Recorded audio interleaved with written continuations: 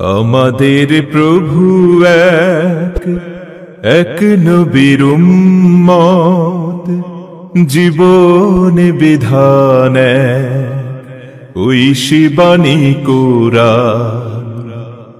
আমাদের প্রভু এক এক নবীর উম্মত, জীবন বিধান ঐশী বাণী কোরআন।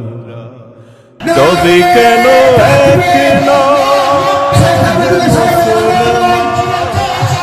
সম্মানিত ভাইয়েরা, আমি আপনাদের সম্মুখে কোরআনে কারীমের গুরুত্বপূর্ণ একটি সূরা সূরা হুজুরাতের একটি আয়াত তেলাওয়াত করেছি। সূরা হুজুরাতের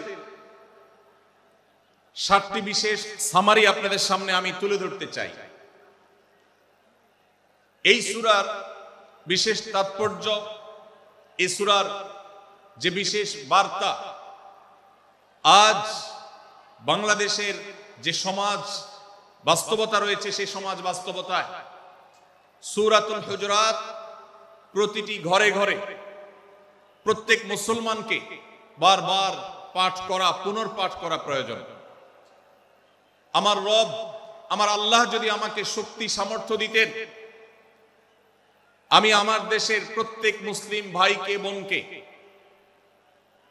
হাত জোড় করে অনুরোধ করে, অনুনয় বিনয় করে সূরাতুল হুজুরাতের শুরু থেকে শেষ পর্যন্ত যে 18টি আয়াত রয়েছে, এই 18 আয়াতে ঐতিহাসিক যে 7টি বিশেষ বার্তা রয়েছে, সে বার্তাগুলো গ্রহণ করবার উদ্দেশ্যে বারবার অর্থ সহকারে সূরাতুল হুজুরাত বুঝে বুঝে পড়া, এর তাফসীর দেখার, এর সামারিকে বারবার জানার জন্য আমি অনুরোধ করতাম।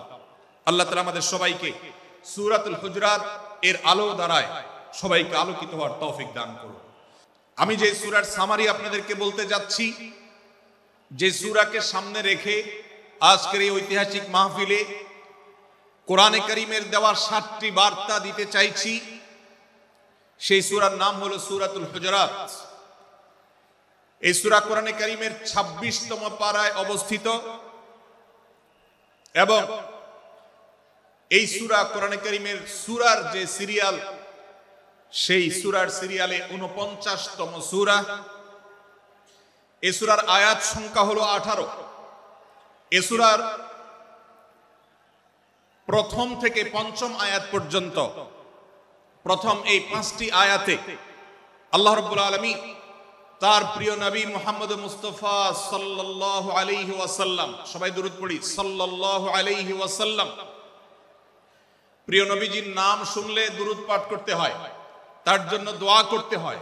কারণ আল্লাহর হাবিব সাল্লাল্লাহু আলাইহি ওয়াসাল্লাম তার সমগ্র জীবনকে যে কষ্টের মধ্যে পার করেছেন, তার সমগ্র জীবনকে উৎসর্গ করেছেন, তা আপনার আমার হেদায়েতের জন্য, গোটা বিশ্ব মানবতার মুক্তির প্রয়োজনে। যিনি তার জীবনকে, যৌবনকে শেষ করে দিয়েছেন, তার সমগ্র জীবনে কখনো ভোগ, উপভোগ, এটিকে কখনো তিনি প্রশ্রয় দেননি, প্রাধান্য দেননি। দিনাতিপাত করেছেন অত্যন্ত কষ্টের সাথে, শত সহস্র বাধার সম্মুখীন হয়েছেন, শুধুমাত্র কিয়ামত পর্যন্ত আগত সকল মুসলিম নরনারীর কাছে যেন কোরআনের বার্তা পৌঁছে যায়, সবাই যেন হেদায়েত প্রাপ্ত হয়ে যায়, সবাই যেন মুক্তি প্রাপ্ত হয়ে যায়, সবাই যেন জান্নাতি হয়ে যায়, সবাই যেন জাহান্নাম থেকে মুক্তি লাভ করে, এই উদ্দেশ্যে তার সমগ্র জীবনকে তিনি উৎসর্গ করেছেন। আমাদের হেদায়েতের জন্য, আমাদের কল্যাণের পথে আহ্বানের জন্য, আমাদের জান্নাতে নেওয়ার জন্য, যার সমগ্র জীবনে কখনো ভোগ উপভোগকে প্রশ্রয় দেননি, কষ্টে নিপতিত হয়েছেন।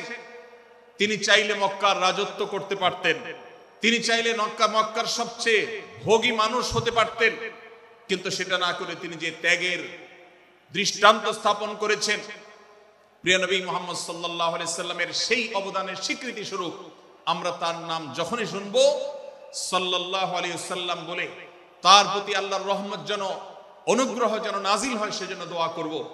আল্লাহ তাআলা তার হাবিবকে রহমত এমনিতেই দান করবেন, আপনি আর আমি তার জন্য রহমতের দোয়া করার মধ্য দিয়ে আমরা সৌভাগ্যবান মানুষের কাতারে শামিল হতে পারবো। তো আমি যেটি বলছিলাম, সূরাতুল হুজুরাতের 1 থেকে 5 নম্বর আয়াত পর্যন্ত এই 5টি আয়াতে আল্লাহ রাব্বুল আলামিন প্রিয় নবী সাল্লাল্লাহু আলাইহি সাল্লামের সাথে আদব এবং শিষ্টাচারের শিক্ষা দিয়েছেন মানব জাতিকে। এবং আল্লাহ রাব্বুল আলামিন ঈমানদারদেরকে পরম মায়ার সাথে ডেকে ইয়া আইয়ুহাল্লাযীনা আমানু, হে ঈমানদারগণ, এই ডাকে আল্লাহ তাআলা ডেকে বলেছেন লা তুকাদ্দিমু বাইনা ইয়াদাইল্লাহি ওয়া রাসূলিহি, তোমরা আল্লাহ এবং তার রাসূলের সামনে আগ বেড়ে কোনো কথা বলবে না, আগ বেড়ে কোনো কাজ করবে না। একজন ঈমানদার, একজন মুসলমান, তার এই শিষ্টাচারের শিক্ষা তার জীবনে ধারণ করতে হবে। যখনই আল্লাহ কোনো কথা বলেছেন, আল্লাহ রাসূল সাল্লাল্লাহু আলাইহি সাল্লাম কোনো কথা বলেছেন, এটি নিশ্চিত হতে পারবো আমরা, তখন একজন ঈমানদার আর কখনো সেটার উপর কোনো কথা বলবে না, আগ বেড়ে কোনো কিছু করবে না, কোন প্রকার সীমা লঙ্ঘন করবে না।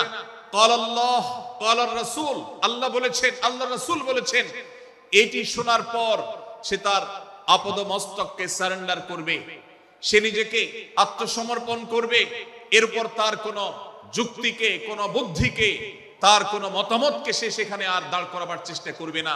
এটা একজন শিষ্টাচার বিশিষ্ট ঈমানদারের বৈশিষ্ট্য।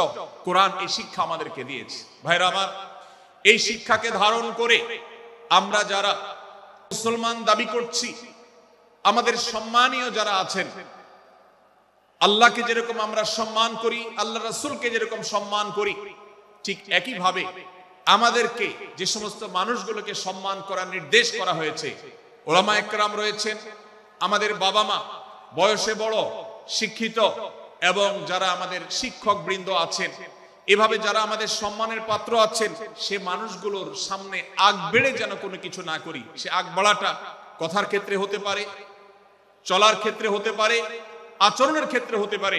এই শিষ্টাচারের শিক্ষা সূরা হুজুরাতের প্রথম আয়াতে আমাদেরকে দেওয়া হয়েছে।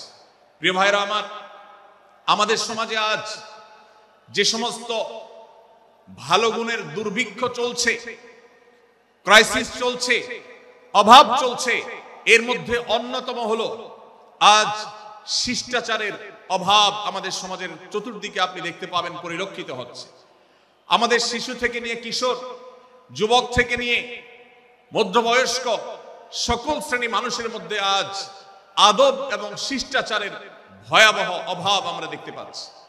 বিশেষ করে পশ্চিমা সংস্কৃতিকে আমাদের এই স্বদেশে, আমাদের এই মুসলমানদের সমাজে জোর করে পুশ করাবার, সে সমস্ত এজেন্ডাকে বাস্তবায়ন করবার যে প্রচেষ্টা এদেশের এক শ্রেণীর মানুষকে করতে দেখা যায়, তারা এদেশের সমাজের খাঁজে বাজে থাকা ইসলামের কৃষ্টি, কালচার এবং সংস্কৃতিগুলোকে ধুয়ে মুছে পরিষ্কার করবার জন্য শত সহস্র উদ্যোগ নিয়েছে। আমাদেরকে কোরআনের শিক্ষা ধারণ করে, কোরআনের শিক্ষাকে প্রচার করে, কোরআনের শিক্ষাকে প্রতিষ্ঠিত করে ব্যক্তির মধ্যে, ঘরে, পরিবারে, সমাজে, রাষ্ট্রে, সংবিধানে, আইনে, সংসদে, সর্বত্র কোরআনের শিক্ষাকে বাস্তবায়ন করে সেই সমস্ত বিন্দেশী অপসংস্কৃতি চাপিয়ে দেওয়ার ষড়যন্ত্রকে মোকাবেলা করতে হবে ইনশাআল্লাহ। ভাইরা আমার, আর সেজন্য সূরা হুজুরাতের এই শিষ্টাচারের শিক্ষা আমাদের জীবনে খুবই গুরুত্বপূর্ণ। আমরা যখনই কোনো সম্মানীয় ব্যক্তির কাছে আমরা থাকব, তাদের কথার উপরে কথা বলা, তাদের সাথে তর্ক করা, তাদের সামনে আগ বেড়ে কথা বলা, এমনকি তারা যখন চলবেন তাদের সামনে সামনে হাঁটা, এই সবগুলো কোরআনের এই শিষ্টাচারের যে শিক্ষা আছে এর পরিপন্থী। প্রিয় নবী সাল্লাল্লাহু আলাইহি সাল্লামের সময়কার একটি ঘটনা, এক ব্যক্তি তার বাবার সাথে হেঁটে যাচ্ছিলেন, বোঝা যাচ্ছিল না যে তাদের মধ্যে বাবাকে সন্তানকে। অনেক সময় বাপ সন্তানের বাহ্যিকভাবে দেখে বোঝা যায় না, এরকম কোন কোন ক্ষেত্রে হয়। জিজ্ঞেস করা হলো তাদেরকে, তোমাদের মধ্যে বাবাকে সন্তানকে? বলা হলো যে অমুক বাবা, অমুক সন্তান। তখন নির্দেশনা দেওয়া হলো যে সন্তান তার হাঁটা এবং চলার মধ্য দিয়ে এই বিনয়ের প্রকাশ ঘটাতে হবে, আনুগত্যের প্রকাশ ঘটাতে হবে, সম্মান এবং শ্রদ্ধার প্রদর্শন করতে হবে, যার মধ্য দিয়ে বোঝা যায় যে কে সন্তান আর কে বাবা। এর জন্য জিজ্ঞেস করতে না হয়। আজ আমাদের যারা তরুণ আছি, আমরা যুবক আছি, আমরা অনেকেই পশ্চিমা সংস্কৃতি দ্বারা প্রভাবিত হয়ে আমরা শিষ্টাচারের এই গণ্ডি এবং সীমানা পার হয়ে চলে গেছি। কোরআন আমাদেরকে শিষ্টাচারের শিক্ষা দিচ্ছে যে আমরা সিনিয়রদের সামনে বিনয়ের সাথে আচরণ করব, তাদের সামনে সামনে চলা থেকে বিরত থাকব, যথাসম্ভব তাদেরকে অনুসরণ করার চেষ্টা করব, তাদের সাথে কথা হবে, তাদের আগবেড়ে কথা হবে না, তাদের কোনো জিজ্ঞাসা থাকলে সেটার উত্তর হবে বিনয়ের সাথে। এই শিষ্টাচারের শিক্ষা আমাদেরকে দেয়া হয়েছে। এবং একইভাবে সূরা হুজুরাতের প্রথম বার্তার মধ্যে নবী সাল্লাল্লাহু আলাইহি সাল্লামের সাথে আরেকটি শিষ্টাচার শেখানো হয়েছে, তা হলো আল্লাহ রাব্বুল আলামিন আমাদের কণ্ঠকে, আমাদের আওয়াজকে, আমাদের কথাকে নবী সাল্লাল্লাহু আলাইহি সাল্লামের কথার চাইতে যেন আগ বেড়ে না যায়, তার চাইতে যেন উঁচু কণ্ঠে আমরা কথা না বলি, তার চাইতে যেন উচ্চ স্বরে কথা না বলি, সেই শিক্ষা দিয়েছেন, সেই শিষ্টাচারের শিক্ষা আমাদেরকে দেওয়া হয়েছে।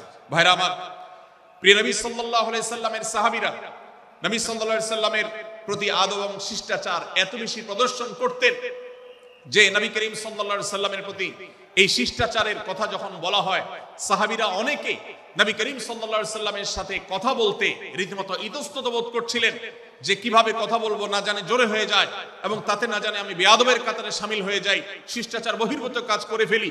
এবং আল্লাহ তাআলা যে সতর্কীকরণ করেছেন সূরা হুজুরাতের এই 1 থেকে 5 নম্বর আয়াতের মধ্যে, তার আওতায় আমি না জানে পড়ে যাই। তখন সাহাবায়ে কেরাম বিনয় এবং বিনম্রতা অবলম্বন করেছেন এবং তারা একরকম বিপাকে পড়ে গেছেন। এতটা তারা সভ্য ছিলেন, এতটা তারা নম্র ছিলেন, এতটা তারা বিনম্র আচরণ করতেন নবীজির সাথে। ভাইরা আমার, এই বিষয়টিও আমরা শুধুমাত্র আমাদের প্রিয় নবীজির জন্য নয়, এটি আমাদের মা বাবা, আমাদের সম্মানের পাত্র যারা আছেন, আমাদের বয়সে যারা সিনিয়র আছেন, তাদের সামনে কথা বলার সময় আমরা মেনটেন করে চলবো। অর্থাৎ আমরা উচ্চ কণ্ঠে তাদের সামনে কথা বলবো না।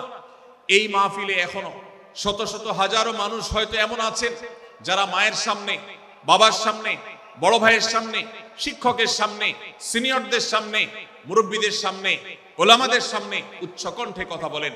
প্রিয় ভাইরা আমার, আমরা মুসলমানদের সন্তান, আমরা মুহাম্মদ সাল্লাল্লাহু আলাইহি সাল্লামের উম্মত, আমরা আবু বকর, ওমর, ওসমান, আলী রাদিয়াল্লাহু আজমাইনের অনুসারী, আমরা কোরআনের অনুসারী। কোরআনের অনুসারী কখনো বেয়াদব হতে পারে? কোরআনের অনুসারী কখনো বেয়াদব হতে পারে? কোরআন যে শিষ্টাচারের শিক্ষা দিয়েছে, এই শিক্ষা আজ আমাদের মধ্যে ধারণ করতে হবে, আমাদের সন্তানদের শেখাতে হবে, আমাদের ঘরে ঘরে এই শিক্ষা চর্চা করতে হবে, আমাদের সমাজে এটিকে প্রতিষ্ঠিত করতে হবে। পশ্চিমা সংস্কৃতির যে ছোবল, সে ছোবল আমাদের সন্তানদেরকে আজকাল অনেক ক্ষেত্রে বেয়াদবে পরিণত করছে, তাদের অনেক সময় শিষ্টাচার থেকে বের করে দিচ্ছে। তারা কখনো স্বাধীনতার নামে, কখনো মত প্রকাশের নামে, কখনো বিভিন্ন নামে তারা কিন্তু হারিয়ে যাচ্ছে। আজকের এই বাস্তবতাকে উপলব্ধি করে সূরা হুজুরাতের 1 থেকে 5 নম্বর আয়াত এর শিক্ষাকে আমাদের মধ্যে ধারণ করতে হবে। আল্লাহ তাআলা আমাদের সবাইকে সেই তৌফিক দান করুন। ভাইরা আমার, সূরা হুজুরাতের প্রথম বার্তা প্রিয় নবী সাল্লাল্লাহু আলাইহি সাল্লামের সাথে শিষ্টাচার, আল্লাহ এবং তার রাসূলের সামনে, আল্লাহ এবং তার রাসূলের সামনে আগ বেড়ে কোনো কথা না বলা, আগ বেড়ে কোনো আচরণ না করা, এটা তার প্রতি শিষ্টাচারের অংশ। এবং আল্লাহ রাসূলের সামনে উচ্চ কণ্ঠে জোরে কথা না বলা, এটাও তার প্রতি শিষ্টাচারের অংশ। আল্লাহ তাআলা আমাদেরকে এই শিষ্টাচার আমাদের জীবনের প্রত্যেকটা পদে পদে ধারণ করার তৌফিক দান করুন, বলুন আমিন। ভাইরা আমার, সূরা হুজুরাতের দ্বিতীয় যে শিক্ষা, সেই শিক্ষাটা বর্ণিত হয়েছে এই সূরার 6 থেকে 8 নম্বর আয়াত। 6 থেকে 8 নম্বর এই আয়াতের মধ্যে আল্লাহ রাব্বুল আলামিন আমাদেরকে দ্বিতীয় শিক্ষা দিয়েছেন, ঈমানদার কখনো কোনো কথা বলার আগে সেই কথা সত্য কিনা, বাস্তব কিনা সেটি যাচাই বাছাই না করে বলবে না। ঈমানদার কখনো গুজবে কান দিবে না। ঈমানদার কখনো শোনা কথার উপরে ভিত্তি করে কোনো সিদ্ধান্ত গ্রহণ করবে না। এই শিক্ষাটাও আজকের বাস্তবতার আলোকে আমাদের সমাজের জন্য অত্যন্ত গুরুত্বপূর্ণ এবং প্রয়োজনীয়। প্রিয় ভাইরা আমার, আমাদের চতুর্পাশে যদি আমরা তাকাই, আমরা দেখতে পাবো সোশ্যাল মিডিয়াতে, ফেসবুকে আজকাল কোনো তথ্য উপাত্ত পেলে সেটার পরখ করা ছাড়া, যাচাই বাছাই করা ছাড়া, সত্য অসত্য নিরূপণ করা ছাড়া আমরা অনেকে সেটার প্রচার প্রচারণায় নেমে যাই। আমরা অনেকে সেটার শেয়ার দেওয়া শুরু করে দেই। আমরা অনেকে এটার উপর ভিত্তি করে অনেককে নিন্দা মন্দ করা শুরু করে দেই। এমনকি আজ আমরা যেই জায়গায় দাঁড়িয়ে আছি, বাংলাদেশের যে সামাজিক বাস্তবতা, সেই বাস্তবতার আলোকে বলা যায় অনেক সময় অনেক ব্যক্তিকে সমাজে মিডিয়ার মাধ্যমে নানাভাবে হয়রানি করে তাকে খারাপ মানুষ হিসাবে, কালপ্রিট হিসাবে দেখানো হয়, অথচ তার দোষ, যে সমস্ত দোষের কথা তাকে বলা হয়, যে সমস্ত দোষে তাকে দোষী বানানো হয়, সে সমস্ত দোষ থেকে তিনি শত সহস্র গুণ পবিত্র এবং পরিচ্ছন্ন। ভাইরা আমার, আজকের এই বাস্তবতায় আমাদেরকে বিশেষ করে লক্ষ্য রাখতে হবে যে আমরা যেই কোনো মূল্যে যেই কোনো ভাবে যেন কোনো প্রকার গুজবে কান না দেই, আমরা যেন গুজব থেকে বেঁচে থাকি। আল্লাহ তাআলা আমাদেরকে তৌফিক দান করুন। 6 থেকে 8 নম্বর আয়াত যদি আপনি পাঠ করেন সূরা হুজুরাতের, আপনি দেখতে পাবেন সেখানে আল্লাহ রাব্বুল আলামিন ঈমানদারদেরকে যেই কোনো সংবাদ, যে কোনো তথ্য, বিশেষ করে অনির্ভরযোগ্য সূত্র থেকে যখন পাবে, ফাসিক থেকে যখন শুনবে, যার ভিতরে আল্লাহর ভয় নাই সেরকম মানুষ থেকে যখন পাবে, সেই সংবাদ তথ্য উপাত্ত যাচাই করা ছাড়া সেই সংবাদ যেন বলে না বেড়ায়। আপনি শহরে যান কিংবা গ্রামে, শিক্ষিত দেখুন কিংবা অশিক্ষিত, সর্বশ্রেণীর মানুষের মধ্যে আজ এই ব্যাধি দেখতে পাবেন চরম আকার ধারণ করেছে। কারোর ব্যাপারে কোনো নেগেটিভ কথা শুনেছেন, কোনো মন্দ কথা শুনেছেন, সে কথার প্রচার প্রচারণা শুরু করে দেন। সেটা কি সঠিক কিনা, সেটা কি সত্য কিনা, সেটা কি যথার্থ কিনা, সেটা কোনো প্রপাগান্ডা কিনা, সেটা কোনো মিথ্যাচার কিনা, সেটা কোনো গুজব কিনা, এটা যাচাই করার প্রয়োজন অনুভব করে না। অথচ আমরা সেই মুহাম্মদ সাল্লাল্লাহু আলাইহি সাল্লামের উম্মত, যে মুহাম্মদ সাল্লাল্লাহু আলাইহি সাল্লাম আমাদেরকে সতর্ক করেছেন, কাফা বিল মারই কাযিবান আন ইউহাদ্দিসা বিকুল্লি মা সামিআ, কোন ব্যক্তি যা শুনে সেটাই যদি বলে বেড়ায়, তথ্য উপাত্ত যাচাই না করে, সেটাকে ভালো করে যাচাই বাছাই না করে, সেটাকে অনুসন্ধান না করে, সত্য সত্য নিরূপণ করবার চেষ্টা না করে, তাহলে সে মিথ্যাবাদী হওয়ার জন্য যথেষ্ট। এজন্য আজকের এই মাহফিল থেকে আমরা অঙ্গীকার করে যাব, আজকের এই মাহফিল থেকে আমরা নিয়ত করে যাব, এই মজলিসে বসে এই মুহূর্তে নিজে নিজে সংকল্প করব, আমার জীবনে সোশ্যাল মিডিয়া কিংবা ফেসবুকে, ইউটিউবে অথবা অফলাইনে, আমার বাস্তব জীবনে আমি কখনো কোনো মানুষ সম্পর্কে যে কোনো তথ্য উপাত্ত পেয়ে ভুল কোনো ধারণা, মন্দ কোনো ধারণা কারো প্রতি পোষণ করব না। কোনো তথ্য উপাত্ত যদি পাই, কোনো সংবাদ যদি পাই অনির্ভরযোগ্য সূত্রে, তাহলে সেক্ষেত্রে সেটা যাচাই বাছাই করা ছাড়া আমি সেটাকে বিশ্বাস করতে যাব না। এটাই হলো আমাদের ঈমানের দাবি। ভাইরা আমার, একজন ঈমানদার এতটা সরল হবে না যে যা শুনবে সে সেটাকে বিশ্বাস করে বসবে। একজন ঈমানদার এতটা বাস্তবতা থেকে দূরে থাকবে না যে তিনি তার পাওয়া কোন সংবাদকে অনুসন্ধান করবে না। আল্লাহ তাআলা আমাদের সবাইকে সূরা হুজুরাতের এই দ্বিতীয় শিক্ষাটাকে আমাদের জীবনে ভালো করে ধারণ করার তৌফিক দান করুন। আল্লাহ বলেছেন, ইয়া আইয়ুহাল্লাযীনা আমানু, হে ঈমানদারেরা, ইন জাআকুম ফাসিকুম বিনাবাইন ফাতাবায়ানু, তোমাদের কাছে কোন ফাসিক, যার মধ্যে আল্লাহর ভয় নেই, এরকম কোন মানুষ যদি কোন সংবাদ উপস্থাপন করে, এমনকি গণমাধ্যমেও যদি কোনো সংবাদ প্রচারিত হয়, সংবাদদাতার মধ্যে যদি আল্লাহর ভয় না থাকে, সে যদি টাকার বিনিময়ে কারোর চরিত্র হনন করতে পারে, সে যদি অ্যাডভার্টাইজ পেয়ে কোনো কোম্পানির হয়ে দালালি করতে গিয়ে অন্য কারোর বিরুদ্ধে কোনো মিথ্যাচার করে, সে যদি বিদেশিদের এজেন্ডা বাস্তবায়ন করতে গিয়ে আলেম সমাজের চরিত্রকে কলঙ্কিত করে, কোন ভালো মানুষকে দোষী হিসাবে সাব্যস্ত করে, তো আল্লাহ তাআলা আমাদেরকে সতর্ক করেছেন, ফাতাবায়ানু, সেই সংবাদ সত্য কিনা আমাদেরকে যাচাই করতে হবে। আন তুসিবু কওমান বিজাহালাহ ফাতুসবিহু আলা মা ফাআলতুম নাদিমিন, যদি আমরা যাচাই বাছাই না করে যা শুনি সেটাকে বিশ্বাস করতে থাকি, তাহলে আমরা এক সময় লজ্জিত হতে হবে, অনুতপ্ত হতে হবে আমাদের এই ভুল অবস্থানের কারণে। এজন্য ভাইরা, আজকের এই মাহফিল থেকে আমরা প্রতিশ্রুতি নিজের সঙ্গে নিজে দিয়ে যাব যে আমরা কখনো কোন তথ্য উপাত্ত পেলে, কোন সংবাদ পেলে, সেটাকে বিশেষ করে কারো চরিত্র সম্পর্কিত যদি হয়, কারো সম্পর্কে নেগেটিভ যদি হয়, তাহলে সেটাকে বিশ্বাস করবার আগে ভালো করে অনুসন্ধান করব। যতক্ষণ আমি নিশ্চিত না হব ততক্ষণ পর্যন্ত সেটার প্রচার করব না। আল্লাহ তাআলা আমাদের সবাইকে কোরআনের এই শিক্ষাটাও আমাদের জীবনে ধারণ করবার তৌফিক দান করুন।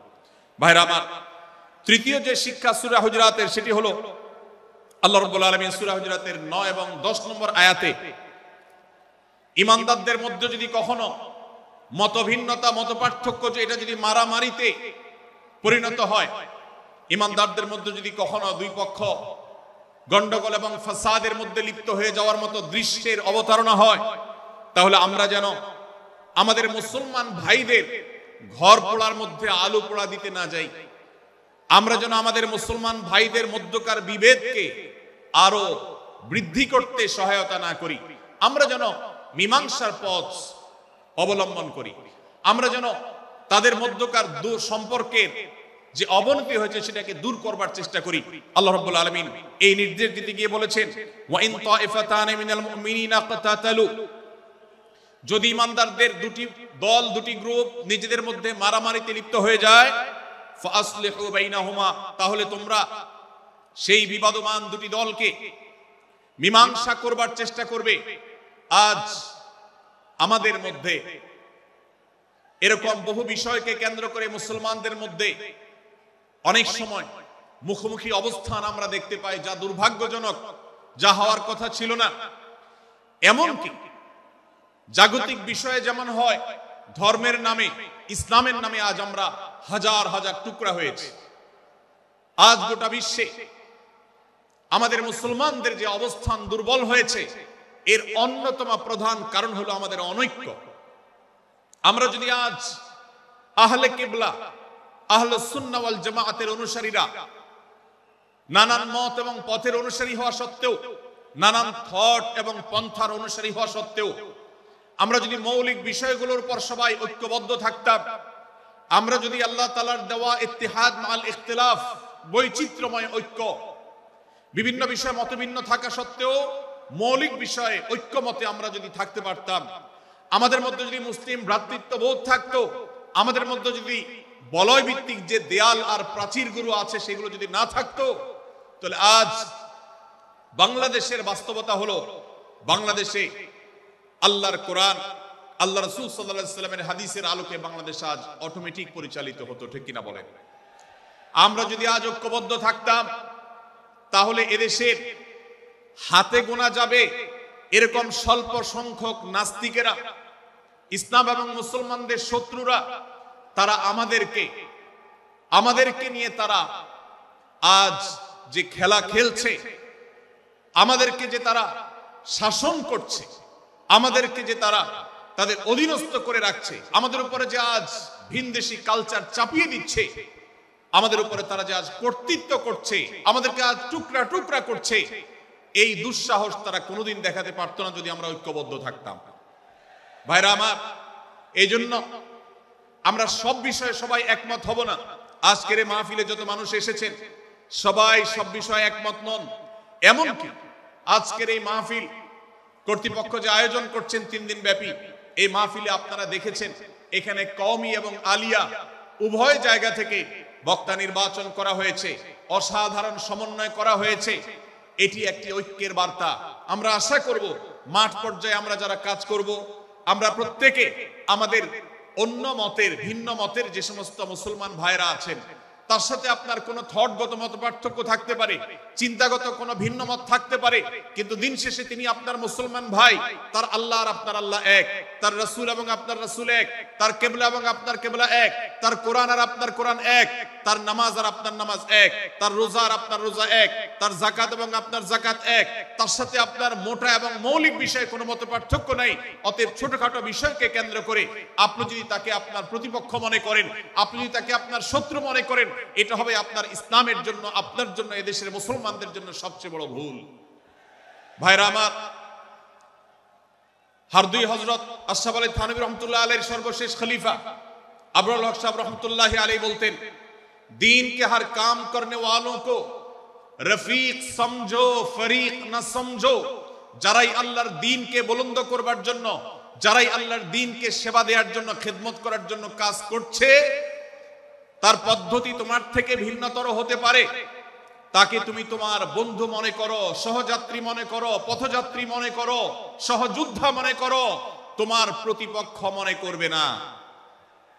প্রিয় ভাইরা আমার, আজ বাংলাদেশে ইসলাম যতটা পিছিয়ে আছে তার প্রধান কারণ হলো আমাদের অনৈক্য।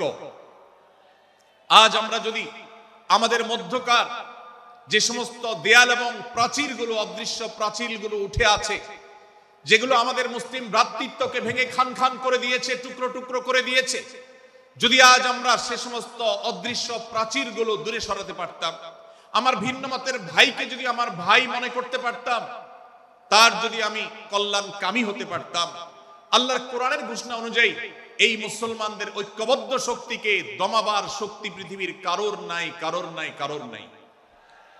আজ আমার ভাইয়েরা ফিলিস্তিনে মার খাচ্ছে, যদি আজ গোটা বিশ্বের মুসলমানরা আমরা ফিলিস্তিনে মুসলমানদের উদ্ধারের ব্যাপারে ঐক্যবদ্ধ থাকতাম, ফিলিস্তিনে মুসলমানের দিকে চোখ তুলে তাকাবার শক্তি বিশ্বের কোনো কাফেরদের থাকতো না।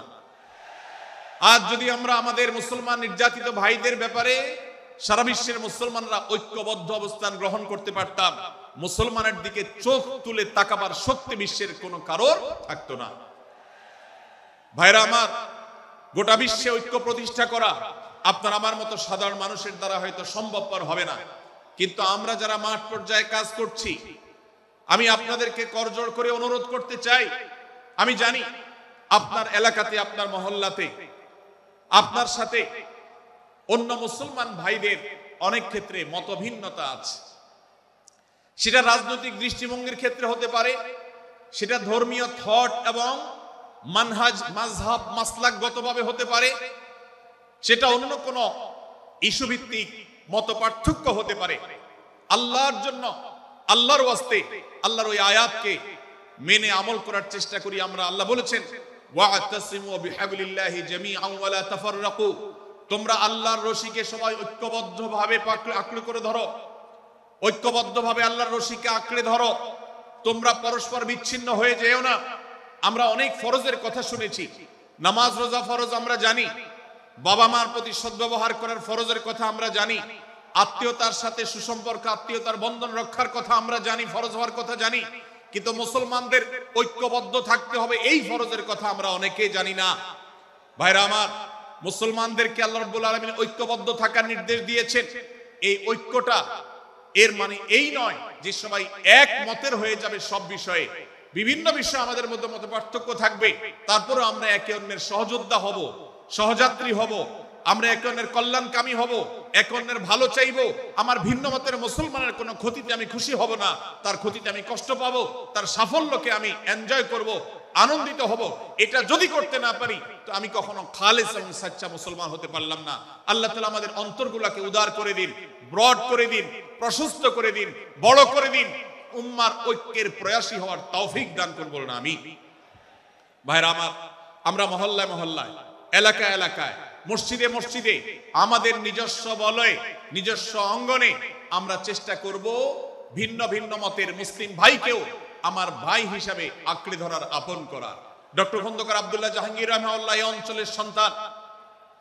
তিনি বলতেন, বেদাতে লিপ্ত কোন মুসলমান, তার ব্যাপারেও আমি মনে করি আমার ভাই ভুলের মধ্যে আছেন, তার ব্যাপারে আমার মায়া মমতা কাজ করে, আমি তার কল্যাণকামী, তাকে আমার ভাই মনে করি। ঠিক একইভাবে আমার কোন মুসলমান ভাইয়ের সাথে যদি আমার ভিন্ন মতের কারণে আমার মনে হয় যে তিনি ভুল পথে আছেন, তারপর তাকে আমি শত্রু ভাববো না, তার অকল্যাণ আমি চাইবো না।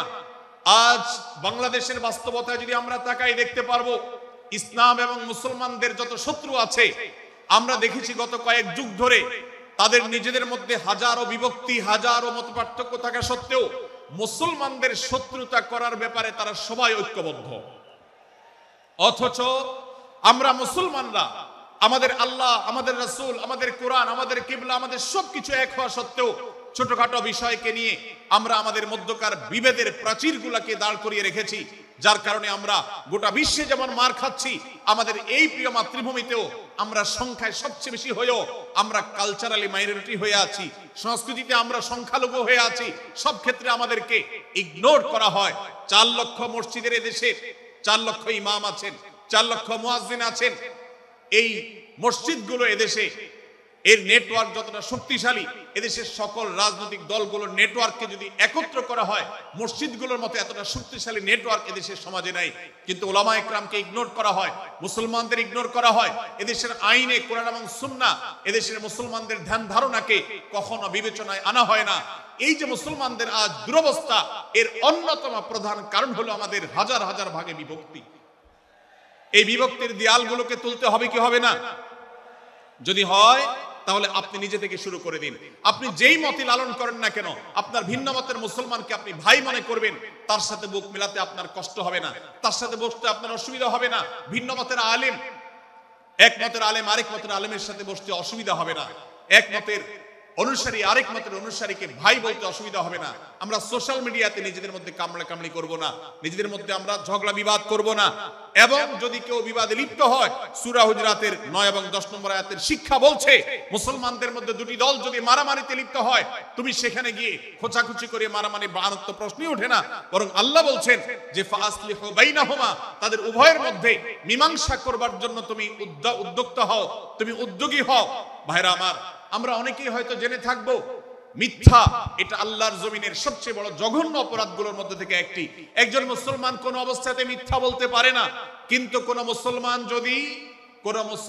যদি অন্য মুসলমানের সাথে কখনো বিবাদ বিতণ্ডায় লিপ্ত হয়ে যায়, দুজন মুসলমান বা দুটি বলয়, দুটি পক্ষ, দুটি গোষ্ঠী মুসলমানদের, তাদের মধ্যে যদি কোনো বিষয় যদি ভুল বুঝাবুঝি তৈরি হয়, ভিন্ন মত সৃষ্টি হয়, একে অন্যের সাথে শত্রু ভাবাপন্ন হয়ে যায়, তাহলে তাদের দুইজনের মধ্যে বা দুই পক্ষের মধ্যে মীমাংসা করবার জন্য কেউ যদি মিথ্যা কথাও বলে, অর্থাৎ আপনি এক পক্ষের কাছে গিয়ে বললেন, ভাই আপনি যাকে এত খারাপ মনে করছেন, যার ব্যাপারে আপনি এতটা রাগান্বিত হয়ে আছেন, আমি তো জানি তিনি আপনার ব্যাপারে অনেক সফট চিন্তা রাখেন, আপনার ব্যাপারে অনেক ইতিবাচক ভাবনা রাখেন, আপনার ব্যাপারে অনেক সুধারণা পোষণ করেন।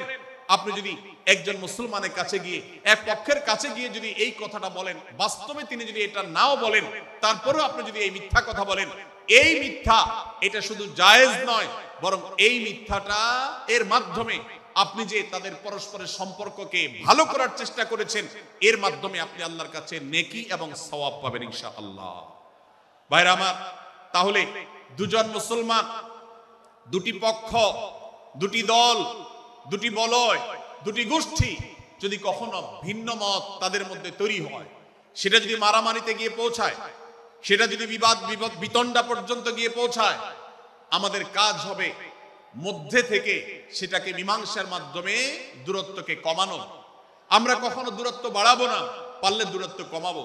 ডক্টর খন্দকার আব্দুল্লাহ জাহাঙ্গীর রহমতুল্লাহ একটা কথা বলতেন, মুসলমানদের বাড়িতে যে আগুন লেগেছে, বিভেদের আগুন, মতবিরোধের আগুন, মত পার্থক্য, এটা মতবিরোধে যে পৌঁছে গেছে, এ আগুন কি আমার নাই, এত পাওয়ার নাই যে বহুদা বিভক্ত মুসলমানদেরকে আমি ঐক্যবদ্ধ করে ফেলবো, এত শক্তি আমার হাতে নেই।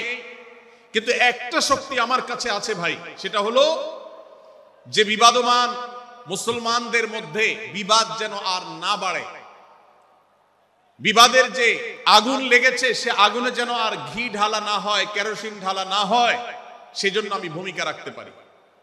আমি আপনাদেরকে বিনয়ের সাথে অনুরোধ করতে চাই, যত বিষয় নিয়ে আমাদের মুসলমানদের পরস্পরের মত পার্থক্য আছে, হতে পারে সেটা মাসআলা নিয়ে, হতে পারে সেটা রাজনৈতিক অবস্থানকে কেন্দ্র করে, হতে পারে অন্য কোনো বিষয়কে কেন্দ্র করে, আল্লাহর ওয়াস্তে আপনি বিভেদ মিটাতে পারেন আর না পারেন, বিভেদ যেন না বাড়ে সেজন্য আপনি অবস্থান গ্রহণ করবেন, বিভেদ বাড়ার ক্ষেত্রে কোনো ভূমিকা পালন করবেন না, এবং সব সময় উম্মার ঐক্য প্রয়াস চাইবেন, প্রয়াস চালাবেন, উম্মার ঐক্য চেষ্টা করবেন।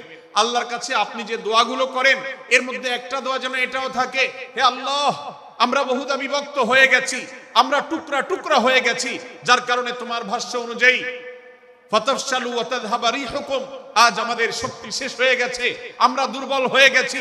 আজ বাংলাদেশের বাস্তবতা যদি আমরা বলি, যে দেশের 90-95 ভাগ মানুষ মুসলমান, সে দেশে আজ হাতে গোনা কিছু নাস্তিক, কিছু ইসলাম বিদ্বেষী, মুসলমান বিদ্বেষীরা, তারা আমাদেরকে আজ উঠা বসা করায়, তারা আমাদের আইন নির্ধারণ করে, তারা আমাদের শাসক নির্ধারণ করে, তারা আমাদের সব বিষয়গুলোকে নির্ধারণ করে দেয়।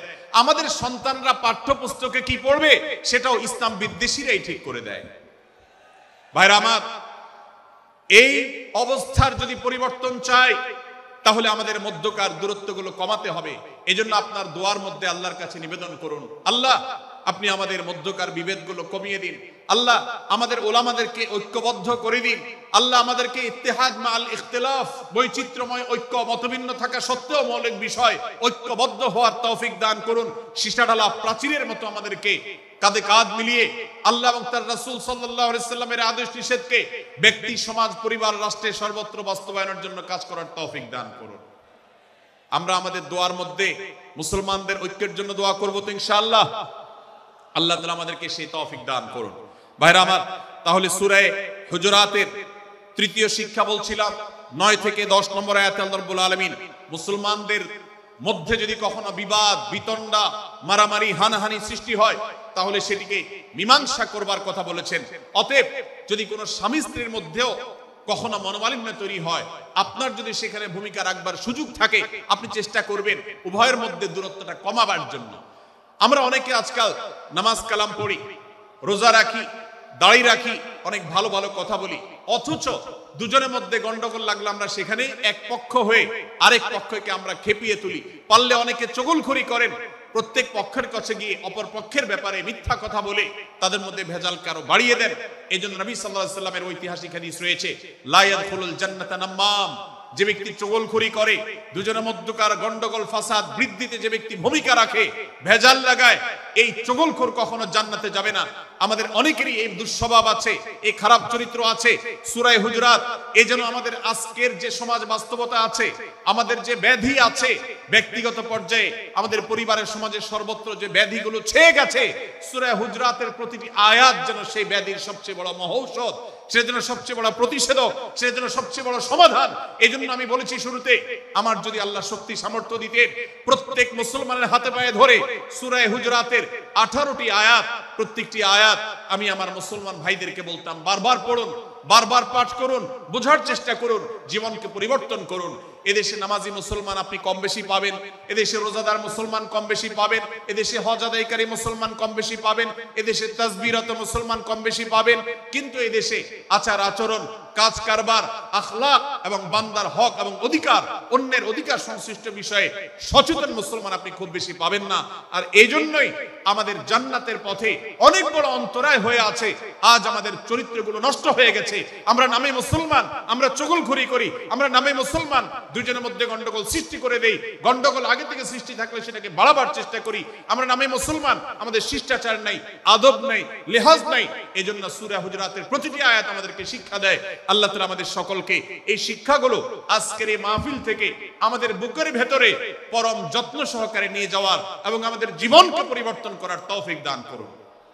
ভাইরা আমার, তৃতীয় এই শিক্ষাটি শেষ করে আমি বলতে চাচ্ছি, চতুর্থ আয়াতে আল্লাহ রাব্বুল আলামিন আমাদেরকে বলেছেন, আমরা যেন কেউ কাউকে নিয়ে বিদ্রূপ না করি, ব্যঙ্গ না করি, কেউ কাউকে যেন বাজে নামে না ডাকি, কেউ যেন কাউকে খোঁচাখুচি না করি, কেউ যেন কারোর নাম বিকৃত করে তাকে না ডাকি। ভাইরা আমার, এই আয়াতটা আমি শুরুতে তেলাওয়াত করেছি। আল্লাহ বলেছেন, ইয়া আইয়ুহাল্লাযীনা আমানু লা ইয়াসখার কওমুম মিন কওমিন আসা আন ইয়াকুনু খায়রাম মিনহুম। হে ঈমানদারেরা, হে মুসলমানেরা, তোমাদের কেউ যেন অন্য কারোর নাম ধরে অন্য কাউকে ব্যঙ্গ বিদ্রূপ ঠাট্টা না করে। আমরা একে অন্যকে নিয়ে ঠাট্টা করি কি করি না? বিদ্রূপ করার রোগ আমাদের মধ্যে আছে না নাই?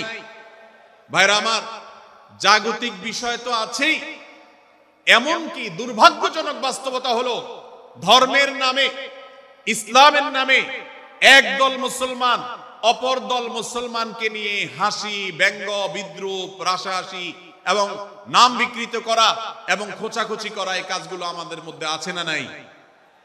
আমরা যারা ইসলামের খেদমত মনে করে আমার ভিন্ন মতের ভিন্ন দলের মুসলমানকে খোঁচাখুচি করি, আমরা যারা আল্লাহর খেদমত মনে করে, ইসলামের সেবা মনে করে, দাওয়াতের কাজ মনে করে, ইসলাম প্রচার মনে করে ভিন্ন মতের অন্য দলের মুসলমানকে নিয়ে ব্যঙ্গ বিদ্রূপ আর হাসাহাসি করি, তাদেরকে সোশ্যাল মিডিয়াতে, অনলাইনে, অফলাইনে তুচ্ছ তাচ্ছিল্য করি, আল্লাহর শপথ করে বলছি, এটা ইসলামের সেবা নয়, এটা হলো প্রবৃত্তির পূজা, এটা হলো আপনার নফসের পূজা, এটা হলো আপনার প্রবৃত্তির গোলামি করা, এটা আল্লাহর গোলামি নয়, এটা ইসলামের খেদমত নয়, এটা ইসলামের 12টা বাজানো। ভাইরা আমার, কোন অবস্থাতে একজন মুসলমান অন্য মুসলমানকে নিয়ে ব্যঙ্গ বিদ্রূপ করতে পারে না। আমার মুসলমান ভাই যদি কোনো ভুল কথা বলে, ভুল কাজ করে, আমি যথাযথ নিয়মে তাকে সংশোধনের চেষ্টা করব, সমালোচনা করার দরকার হলে সেটাও করব, কিন্তু হাসাহাসি নয়, বিদ্রূপ নয়, ব্যঙ্গ করা নয়। আজ আমাদের তরুণদের মধ্যে এটা একটা আর্টে পরিণত হয়েছে। আপনারা রোস্টিং ভিডিওর কথা কম বেশি সবাই জেনে থাকবেন। রোস্টিং ভিডিওর কথা আপনারা জানেন কি জানেন না? ভাইরা আমার, রোস্টিং ভিডিও নামটা দেখেন, অর্থাৎ কাউকে রোস্ট করা। আমরা মুরগি রোস্ট করার কথা জানি, এখন মানুষ রোস্ট করার সিস্টেম শুরু হয়েছে। একজন মানুষের কোনো ভুল কিছু পেয়েছেন, অবশ্যই আপনি সমালোচনা করবেন। আপনি একজন মুসলমান হিসেবে জানতে হবে কারোর ভুলের সমালোচনার মূলনীতি আছে। মূলনীতি আছে না নেই? কোরআন এবং সুন্নাহর বাতানো যে প্রিন্সিপাল, সেটাকে লক্ষ্য করে, সেটাকে আমলে নিয়ে, সেটাকে ধরে ধরে যদি আপনি সমালোচনা না করেন, তাহলে আপনার এই সমালোচনা এটাই আপনাকে জাহান্নামে নেওয়ার কারণ হতে পারে। ভাইরা আমার, আপনি কাউকে রোস্ট করার নামে, কাউকে সমালোচনা করার নামে, হতে পারে কেউ ভুল করেছেন, কিন্তু সেটা করতে গিয়ে যদি তার অধিকার নষ্ট করেন, আপনি সীমা ছাড়িয়ে চলে যান, আপনি যদি ব্যঙ্গ বিদ্রুপ করে হারামের পর্যায়ে চলে যান, তাহলে সূরা হুজরাতের আয়াতের আলোকে আপনি কবিরা গুনাহে লিপ্ত হলেন। আমরা অনেকে আছি যে ব্যক্তিগত পর্যায়ে এই বিদ্রুপ করাটাকে আমরা কোনো বিষয় মনে করছি না। সোশ্যাল মিডিয়াতে অনেকগুলো ভিডিও ক্লিপ আছে, আপনাদের চোখে নিশ্চয়ই পড়েছে, আমার চোখে বহু পড়েছে, যে অনেক সময় দেখা যায় বিনোদনের নামে কাউকে খোঁচাখুচি করা, কাউকে অপমান করা, কাউকে হয়তো ধাক্কা দিয়ে পানি দিয়ে ফেলে দেয়া, কাউকে কষ্ট দেয়া, কাউকে হয়তো প্রতারিত করা, এটাকে আমরা এনজয় করি। অনেক ভিডিও ক্লিপে দেখা যায় এভাবে কাউকে কোনোভাবে অপমানিত করে, কাউকে কোনোভাবে ধোঁকা দিয়ে বোকা বানিয়ে আমরা এনজয় করি, আমরা হাসাহাসি করি। আমাদের রুচি নষ্ট হতে হতে আজ এই পর্যায়ে এসেছে যে এটা আমাদের এনজয়ের বিষয় হয়েছে, এটা আমাদের আনন্দের বিষয় হয়েছে। ভাইরা আমার, সূরা হুজরাতের এই আয়াত, অর্থাৎ 11 নম্বর আয়াত, এই আয়াত বলছে আমাদের জন্য কোন মুসলমানকে, কোন মানুষকে ব্যঙ্গ বিদ্রুপ করা হারাম। কোন মুসলমানকে ব্যঙ্গ বিদ্রুপ করা কি হারাম। অতএব আপনি রসিকতা করে যদি কারোর সাথে ব্যঙ্গ বিদ্রুপ করেন এবং সেটা যদি তার মনে কষ্ট হওয়ার কারণ হয়, তিনি যদি সমাজের মানুষের কাছে হেয় প্রতিপন্ন হন, তাহলে ইসলামী শরীয়তের দৃষ্টিকোণ থেকে সারা বিশ্বের সমস্ত উলামাদের ঐক্যমতে সেটা হারাম। আমরা চুরি করা হারাম জানি, আমরা ডাকাতি করা হারাম জানি, আমরা মাদক সেবন করা হারাম জানি, আমরা নামাজ ত্যাগ করা হারাম জানি। এই সমস্ত হারাম থেকে আমরা অনেকেই বেঁচে থাকি, কিন্তু আমি আমার মুসলমান ভাইয়ের চরিত্র হনন করছি, শুধুমাত্র সাধারণ জীবন যাত্রার ক্ষেত্রে করছি তা নয়, এমনকি ধর্মের নামে, ইসলাম প্রচারের নামে, দাওয়াতের নামে আমরা আমাদের প্রতিপক্ষ মুসলমান ভাইকে নিয়ে অনেক সময় ব্যঙ্গ বিদ্রুপ করি, হাসাহাসি করি, তাকে ছোট করি, তাচ্ছিল্য করি, হেয় করি, তার সম্মানহানি করি। আমরা জানি না আমাদের প্রিয় নবী সাল্লাল্লাহু আলাইহি ওয়াসাল্লাম এর একটা হাদিস আমাদের সামনে রয়েছে, সহিহ মুসলিমে বর্ণিত হয়েছে। নবী করিম সাল্লাল্লাহু আলাইহি ওয়াসাল্লামের এই হাদিস আজ সবচেয়ে অসহায় হাদিস। অসহায় হাদিস এই জন্য বললাম যে আজকের এই হাদিসের উপরে কেউ আমল করে না, এই হাদিসটাকে কেউ পাত্তা দেয় না, এই হাদিসকে কেউ গুরুত্ব দেয় না, অথচ এই হাদিস প্রত্যেক মুসলমানের বুকে বুকে ঝুলিয়ে রাখা দরকার। এই হাদিস আমাদের ঘরে ঘরে ঝুলানো দরকার, এই হাদিস আমাদের অফিসগুলোতে শোভা পাওয়া দরকার, এই হাদিস আমাদের জীবনে বাস্তবায়ন হওয়া দরকার। নবী করিম সাল্লাল্লাহু আলাইহি ওয়াসাল্লাম সেই হাদিস বর্ণনা করেছেন। আবু হুরায়রা রাদিয়াল্লাহু তাআলা আনহু তিনি বলেছেন, লা তাহাসাদু, লা তাহাসাদু, হে মুসলমানরা, তোমরা কেউ কাউকে কখনো হিংসা করবে না, কেউ কাউকে হিংসা করবে না। আমাদের মধ্যে হিংসা আছে না নাই? হিংসা আছে না নাই? আমরা একে অন্যকে হিংসা করি। একদল মুসলমান অন্য দল মুসলমানকে হিংসা করে, কেউ কারো ভালো দেখতে পারে না। ভাইরা আমার, আল্লাহ নবী বলেছেন, লা তাহাসাদু, তোমরা একে অন্যকে হিংসা করো না। ওয়ালা তানাজাসু, কেনা বেচা করতে গিয়ে কেউ কাউকে ধোঁকা দিও না, প্রতারণা করো না।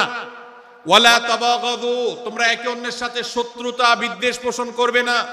ওয়ালা তাদাবারু, তোমাদের কেউ যেন কারোর পেছনে লেগে না থাকে, কাউকে অবজ্ঞা যেন না করে।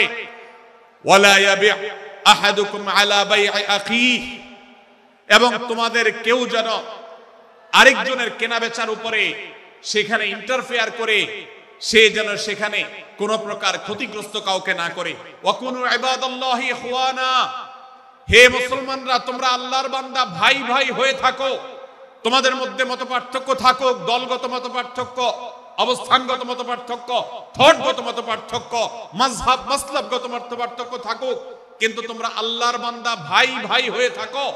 এক দলের মুসলমানকে আল্লাহ তাআলা ভাই ভাই হতে বলেন নাই, এক গ্রুপের মুসলমানকে আল্লাহ ভাই ভাই হতে বলেন নাই, এক বলয়ের মুসলমানকে আল্লাহ ভাই ভাই হতে বলেন নাই, নিজ দলের মুসলমানের সাথে আল্লাহ ভাই ভাই থাকতে বলেন নাই। আল্লাহ বলেছেন সকল মুসলমানদের সাথে ভাই ভাই হয়ে থাকার জন্য, ভ্রাতৃত্বের বন্ধনে থাকার জন্য। এজন্য আল্লাহ নবী সাল্লাল্লাহু আলাইহি ওয়াসাল্লাম সে নির্দেশ করেছেন। আল্লাহ নবী সাল্লাল্লাহু আলাইহি ওয়াসাল্লাম আরো বলেছেন, আল মুসলিমু আখুল মুসলিম, মুসলমান মুসলমানের ভাই, লা ইয়াজলিমুহু, ওয়ালা ইয়াখযুলুহু, কোন মুসলমান কোন মুসলমানকে জুলুম করতে পারে না, তার আইল ঠেলতে পারে না, তার জমি দখল করতে পারে না, তার অধিকার নষ্ট করতে পারে না, তাকে কথা দিয়ে অত্যাচার করতে পারে না, ওয়ালা ইয়াখযুলুহু, তাকে অপমানিত করতে পারে না, লাঞ্ছিত করতে পারে না, ওয়ালা ইয়াকযিবুহু, তার সাথে মিথ্যা বলতে পারে না, ওয়ালা ইয়াহকিরুহু, তাকে তাচ্ছিল্য করতে পারে না। আত্তাকওয়া হাহুনা, আত্তাকওয়া হাহুনা, আত্তাকওয়া হাহুনা। নবীজি তিনবার নিজের বুকের দিকে তাকিয়ে দেখিয়েছেন, তাকওয়া এখানে, তাকওয়া এখানে, তাকওয়া এখানে। আমাদের অন্তরকে ভালো করতে হবে, সমস্ত মুসলমানদের জন্য উদার হতে হবে, কলিজাকে বড় করতে হবে, মনটাকে ব্রড করতে হবে, প্রশস্ত করতে হবে, অন্য মুসলমানকে ভাই মনে করতে হবে। কোন ভিন্ন মতের মুসলমানের সাথে শত্রুতা পোষণ করা যাবে না।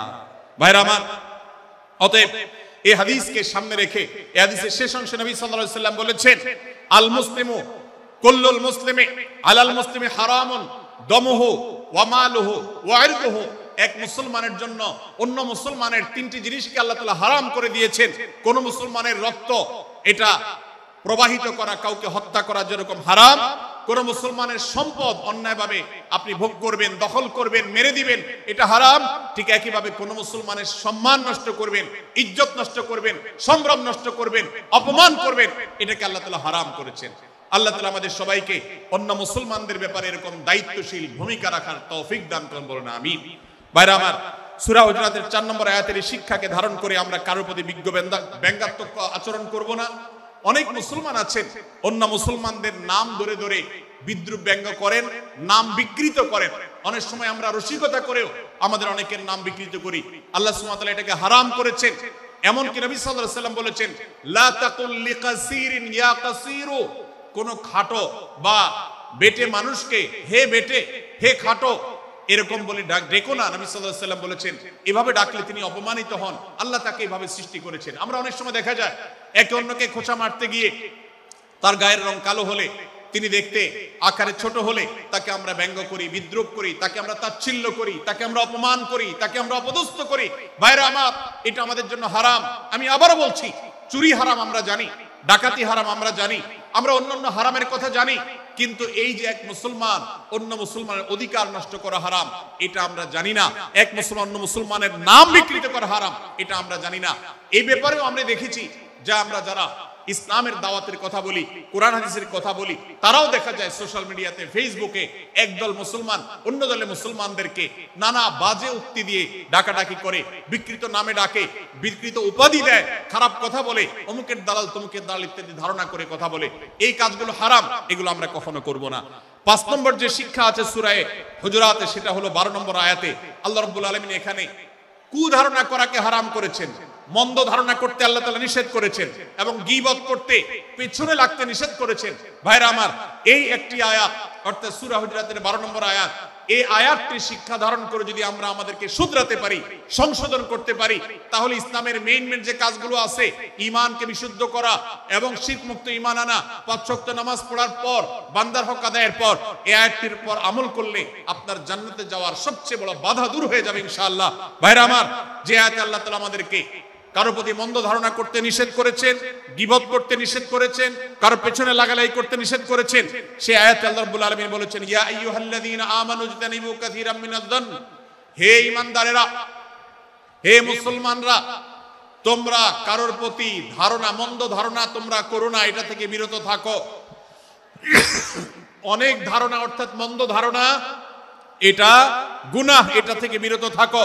ইন্না বা'দায-যন্নি ইসম, কারণ কিছু কিছু ধারণা অর্থাৎ যেগুলো মানুষের সম্পর্কে কোন তথ্য উপাত্ত ছাড়া নিছক ধারণা প্রসূত মন্দ ধারণা করা হয়, সেগুলো গুনাহের কারণ, সেগুলো অপরাধের কারণ, সেগুলো কবিরা গুনাহ, সেগুলো পাপাচার, সেগুলো আল্লাহর অসন্তুষ্টির কারণ, সেগুলো আল্লাহর অবাধ্যতার কারণ। এজন্য ভাই, কারোর প্রতি মন্দ ধারণা করা যাবে না। এক্ষেত্রে আমি জানি আমাদের ব্যক্তিগত পর্যায়ে কারোর ব্যাপারে কোনো কিছু কথা উঠেছে অথবা সামান্য একটু সন্দেহ তৈরি হয়েছে, আমরা তার চরিত্র নিয়ে টানাটানি করি। আমরা জানি না একজন মুসলমানের চরিত্রের মূল্য কত বড়। আমার কাছে সুস্পষ্ট প্রমাণ আসার আগ পর্যন্ত কোনো মুসলমানের চরিত্র নিয়ে আমার ব্লেম করবার কোনো অধিকার আমার নাই। এই জন্য একজন মুসলমান কখনো কারো প্রতি কুধারণা করবে না, মন্দ ধারণা পোষণ করবে না, খারাপ ধারণা পোষণ করবে না। আল্লাহ তাআলা আমাদেরকে এবং মুসলমানের সম্পর্কে খারাপ ধারণা করা থেকে বেঁচে থাকার তৌফিক দান করুন। সূরা হুজুরাতের 12 নম্বর আয়াতে আল্লাহ রাব্বুল আলামিন আমাদেরকে সূরা হুজুরাতের 5ম শিক্ষা দিয়েছেন। মুসলমানদের জন্য যা গুরুত্বপূর্ণ তা হলো আমরা কারোর প্রতি মন্দ ধারণা করব না। এক্ষেত্রে ডক্টর আব্দুল্লাহ জাহাঙ্গীর রহমাহুল্লাহর একটা উক্তি আমার মনে পড়ে। তিনি বলেছেন যে আজ আমাদের যারা ধর্ম চর্চা করি, আমরা যারা নিজেদেরকে প্র্যাকটিসিং মুসলমান মনে করি, আমাদের সবচেয়ে হুজুরদের সবচেয়ে পছন্দের গুনাহ হলো মন্দ ধারণা করা, অন্যের ব্যাপারে খারাপ ধারণা করা। অমুক অমুকের দালাল, তমুক তমুকের দালাল, কোন তথ্য উপাত্ত ভিত্তি প্রমাণ ছাড়া নিছক ধারণার উপর ভিত্তি করে অন্য মুসলমান ভাইকে আমি এরকম নানা তকমা দিয়ে আমরা কবিরা গুনাহে লিপ্ত হচ্ছি। আমরা এই বদ ধারণা করা, মন্দ ধারণা করা যে কবিরা গুনাহ অনেকে জানি না। অনেকের পেছনে লাগছি, অনেকের ওয়াজ শুনছি দোষ বাইর করার জন্য, স্ট্যাটাস পড়ছি ভুল বাইর করার জন্য। এই যে মানুষের পেছনে লাগা, এটা আল্লাহ তাআলা নিষেধ করেছেন, ওয়ালা তাজাসসু, তোমরা কেউ কারোর ছিদ্র অন্বেষণ করার, দোষ আবিষ্কার করার চেষ্টা করবে না, এবং ওয়ালা ইয়াগতাব বা'দুকুম বা'দা, কেউ কারোর গীবত শিকায়াত করবে না। এই আয়াতে আমাদেরকে কেউ কারোর পেছনে পরনিন্দা করতে নিষেধ করেছেন। ইসলাম বলে আমরা মানুষের সামনে মানুষের ভুলের কথাগুলো বলবো বিনয়ের সাথে, যাতে তিনি সংশোধিত হন, আর তার পেছনে প্রশংসা করব। আমরা করি উল্টা, আমরা মানুষের সামনে এসে মানুষের প্রশংসা করি আর তার পেছনে গিয়ে তার দুর্নাম করি। ইসলামকে যদি আমরা মানতাম, সমাজটা সুন্দর হয়ে যেত। আমরা যদি সামনে কারোর দোষ বলতাম তাহলে তিনি সংশোধিত হতেন, আর পেছনে যদি গুণ বলতাম তাহলে তিনি ভালো সেখান থেকে শিক্ষা গ্রহণ করতেন। সূরা হুজরাতের 6 নম্বর শিক্ষা 13 নম্বর আয়াতে আল্লাহ তাআলা বলেছেন যে আমাদের সবার গোড়া কোত্থেকে এসেছে, আমাদের গর্বের কোনো বাহ্যিক কারণ নাই তাকওয়া ছাড়া। আল্লাহ বলেছেন, ইয়া আইয়ুহান নাস ইন্না খালাকনাকুম মিন যাকারিন ওয়া উনসা, হে মানুষ সকল, তোমাদেরকে আমি মানুষ, নারী এবং পুরুষ, আদম এবং হাওয়া থেকে সৃষ্টি করেছি। ওয়াজআলনাকুম শুউবান ওয়া ক্বাবাইলা লিতাআরাফু, বিভিন্ন গোত্রে তোমাদেরকে আমি বিভক্ত করেছি পরিচয়ের জানার জন্য, সুবিধা শুধুমাত্র। আর আল্লাহ বলেছেন শেষে, ইন্নাল্লাহা আলিমুন খাবীর, তোমরা কি করো আল্লাহ জানে। অতএব আমাদের কারোর উপর কারো কোনো শ্রেষ্ঠত্ব নেই তাকওয়া ছাড়া। আল্লাহ বলেছেন, ইন্না আকরামাকুম ইনদাল্লাহি আতকাকুম, আমাদের মধ্যে সবচেয়ে মর্যাদাবান হবে তিনি যার মধ্যে তাকওয়া সবচেয়ে বেশি হবে। আমাদের কোনো বংশগত গৌরব, কোনো অঞ্চলগত গৌরব, অন্য কোনো গৌরব আমাদের থাকবে না, শুধু তাকওয়ার গৌরব আমাদের থাকতে পারে। সেটাও গর্ব, নিষিদ্ধ গর্ব বা অহংকারের মতো নয়, বরং সেটা আমাদের বিনয়ের জায়গা। সর্বশেষ 7 নম্বর যে শিক্ষা সূরা হুজরাতের রয়েছে, সেটা 14 এবং 14 থেকে 18 নম্বর আয়াতে আল্লাহ তাআলা ঈমান এবং ইসলামের চিহ্ন উল্লেখ করেছেন। যে 6টা শিক্ষা উল্লেখ করা হয়েছে, এর আলোকে মুসলমানকে, মুনাফিককে সেটা নিরূপণ হবে। এজন্য আল্লাহ তাআলা শেষে এটি উল্লেখ করেছেন। এই 7টি শিক্ষাকে ধারণ করে আমরা আমাদেরকে ভালো মুসলমান হিসেবে গড়ে তোলার চেষ্টা করব, আমাদের জীবনকে সাজাবার চেষ্টা করব। আল্লাহ তাআলা আমাদের সবাইকে তৌফিক দান করুন। আমি আবারও এক নজরে বলে শেষ করছি, সূরা হুজরাত কোরআনে কারীমের 26তম পারার একটি সূরা, 49 নম্বর সূরা, কোরআনের 18টি আয়াতের আছে। প্রথম থেকে 5 নম্বর আয়াত পর্যন্ত আল্লাহ রাসূলের সাথে আদব লেহাজ বজায় রাখা, শিষ্টাচার মেনটেন করা এবং সম্মানীয় ব্যক্তিদের সাথেও এখান থেকে আমরা শিক্ষা নিয়ে আদব লেহাজ বজায় রাখা, তাদের সামনে আগ বেড়ে কথা না বলা, আগ বেড়ে কাজ না করা, উচ্চকণ্ঠে কথা না বলা, এই শিক্ষা আল্লাহ দিয়েছেন। দ্বিতীয়ত, আমাদেরকে কোনো সংবাদ, বিশেষ করে অনির্ভরযোগ্য তথ্যের সংবাদ শুনে আমাদেরকে কারোর ব্যাপারে ধারণা করার আগে আল্লাহ তাআলা আমাদেরকে যাচাই করার শিক্ষা দিয়েছেন। আমরা যেন গুজবে, আমরা যেন ধারণা প্রসূত কোনো তথ্যে আমরা যেন কান না দেই, সেই শিক্ষা আল্লাহ আমাদেরকে দিয়েছেন। এটি 6 থেকে 8 নম্বর আয়াতে, 9 থেকে 10 নম্বর আয়াতে আল্লাহ তাআলা মুসলমানদের 2 গ্রুপের মধ্যে গন্ডগোল দেখা দিলে মীমাংসা করতে বলেছেন। এবং 4 নম্বর শিক্ষা 11 নম্বর আয়াতে বিদ্রূপ করতে নিষেধ করেছেন আল্লাহ তাআলা, কারণ নাম ধরে ব্যঙ্গ করাকে হারাম করা হয়েছে। এবং 5 নম্বর শিক্ষা 12 নম্বর আয়াতে আল্লাহ তাআলা দিয়েছেন, কারোর প্রতি মন্দ ধারণা করা যাবে না, কারোর পেছনে লাগা যাবে না, এবং কারোর মন্দ নামে কাউকে ডাকা যাবে না, কারোর সমালোচনা তার পেছনে করা যাবে না, এগুলোকে হারাম করা হয়েছে। 6 নম্বর শিক্ষা 13 নম্বর আয়াতে আল্লাহ বলেছেন, আমাদের সবার মধ্যে কারোর কোনো শ্রেষ্ঠত্ব নাই তাকওয়া ছাড়া। যার তাকওয়া যত বেশি, আল্লাহ ভীতি যত বেশি, তিনি আল্লাহর কাছে তত শ্রেষ্ঠ এবং সেরা। 7 নম্বর সর্বশেষ শিক্ষা হলো 14 থেকে 18 নম্বর আয়াতে আল্লাহ রাব্বুল আলামিন ঈমানদারদের আলামত, মুনাফিকদের আলামত উল্লেখ করেছেন। সেখান থেকে শিক্ষা নিয়ে আমরা আমাদের ঈমানকে পরখ করার চেষ্টা করব, আমাদের আমলকে পরখ করার চেষ্টা করব। আল্লাহ তাআলা আমাদেরকে সূরা হুজরাতের আলোকে আমাদের জীবনকে গঠন করার তৌফিক দান করুন, বলুন আমিন। আল্লাহ তাআলা আমাদের সবাইকে আজকের এই তাফসীর কোরআন মাহফিল থেকে সূরা হুজরাতের এই 7টি শিক্ষাকে ধারণ করে ভালো মুসলমান, যে মুসলমান সম্পর্কে নবীজি বলেছেন আল মুসলিমু আখুল মুসলিম, মুসলমান মুসলমানের ভাই। যে হাদিসে নবীজি বলেছেন যে আল মুসলিমু মান সালিম আল মুসলিমুনা মিন লিসানি ওয়া ইয়াদি, মুসলমান সে যার হাত আর মুখ দ্বারা অন্য কোন মুসলমান কষ্ট পায় না, নিরাপদে থাকে। আমরা আমাদের সমাজকে শান্তিপূর্ণ সুশৃঙ্খল রাখতে হলে আমাদেরকে মুসলমান হতে হবে, ভালো মানুষ হতে হবে। আমাদের হাত মুখ দ্বারা কেউ কষ্ট পাবে না, কারোর হক নষ্ট করব না, কারোর অধিকার নষ্ট করব না, কারোর কষ্টের কারণ হবে না, কাউকে আঘাত করব না, কাউকে গালি দিব না, কারোর কোনো প্রকার অধিকার খর্ব করব না, জুলুম করব না। আল্লাহ তাআলা আমাদের সবাইকে কোরআন এবং হাদিস যে মুসলিমের চিত্র অঙ্কন করেছে, কোরআন এবং হাদিসে মুসলিমের যে রূপরেখা বর্ণনা করেছে, কোরআন এবং হাদিসে যে আদর্শ মুসলমানের চিত্র উপস্থাপন করেছে, আল্লাহ আমাকে আপনাকে আমাদের সবাইকে সেই মুসলমান হওয়ার তৌফিক দান করুন, বলুন আমিন। ভাইরা আমার, আমরা মুসলমানরা যদি কোরআন হাদিসের আলোকের সে আদর্শ মুসলমান হতে পারি, বিশ্বের মানচিত্র পরিবর্তন হতে সময় লাগবে না, বাংলাদেশের পরিস্থিতি পরিবর্তন হতে সময় লাগবে না। তবে সবকিছুর আগে আমাদেরকে বদলাতে হবে, আমাদেরকে মুসলমান হতে হবে, কোরআন এবং হাদিসের বাস্তব অনুসারী হতে হবে। প্রকৃত কোরআন হাদিসের অনুসারী হতে পারলেই ইনশাআল্লাহ ইসলামের জয় হবে, কোরআন হাদিসের বিজয় হবে, মুসলমানদের বিজয় হবে, মুসলমানদের দুর্দিনের পরিবর্তন আসবে। আমরা বিশ্ববাসীকে দেখাতে পারবো আমরা সবচেয়ে আদর্শবাদী, আমরা বিশ্বের মানবতার সবচেয়ে বড় আমরা অনুসারী এবং মানবতাকে সবচেয়ে বেশি প্রতিষ্ঠাকারী। আল্লাহ তাআলা আমাদের সবাইকে বিশ্ব মানবতাকে, আমাদের ইসলামের সৌন্দর্যকে আমাদের ব্যক্তি জীবনে চর্চা করার মধ্য দিয়ে, পরিবার এবং সমাজে চর্চা করার মধ্য দিয়ে ইসলামের সৌন্দর্যকে আল্লাহ তাআলা তুলে ধরার তৌফিক